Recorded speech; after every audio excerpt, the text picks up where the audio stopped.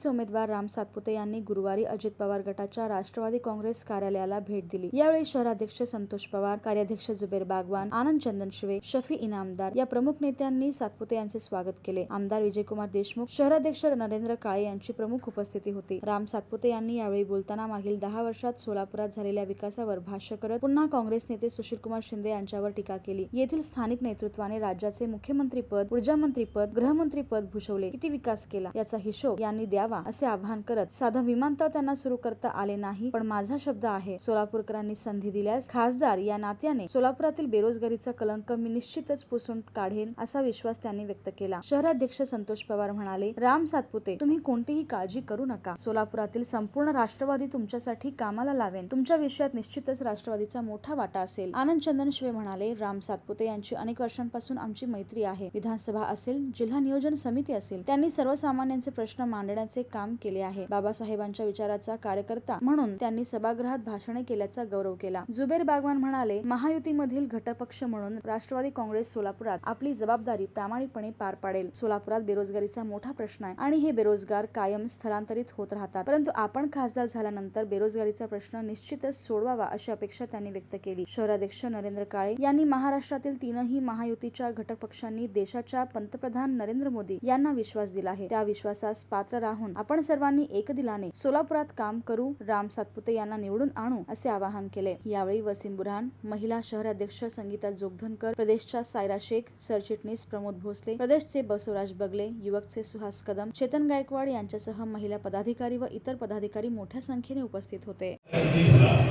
प्रामुख्याने सोलापूरला जोडणारी सर्व रस्ते, सोलापूर विजापूर असेल, सोलापूर हैदराबाद असेल, त्या ठिकाणी सोलापूरचा जो मंगळवेढा त्या बाजूचा रस्ता असेल, सोलापूर अक्कलकोट असेल, सोलापूरला जोडणारे सर्व रस्ते करण्याचं काम भारतीय जनता पार्टीच्या आणि आपल्या त्या ठिकाणी सरकारने केलं। त्यामुळे सोलापूर शहरातील त्या ठिकाणी सोलापूर पुणे रस्ता जो 4 पदरी आता तो 6 पदरी होईल। महाराष्ट्रामध्ये सर्वात अगोदर जर वंदे भारत ट्रेन कुठं सुरू झाली तर सोलापूर मुंबई ही ट्रेन या ठिकाणी आपल्या सरकारच्या काळामध्ये सुरू झाली।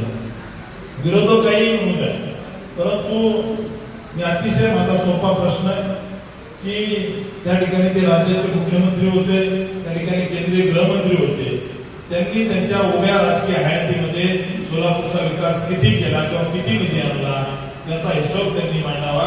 आमच्या 2 खासदारांनी त्या ठिकाणी आमच्या काळामध्ये किती विकास केला याचा सुद्धा आम्ही हिशोब द्यायला तयार आहोत। तुम्ही सांगाल ती वेळ, तुम्ही सांगाल त्या ठिकाणी आमचा भारतीय जनता पार्टीचा मी सोडा कोणताही साधा कार्यकर्ता येईल आणि त्या ठिकाणी आपल्या प्रश्नाची उत्तरं द्यायला तयार आहे।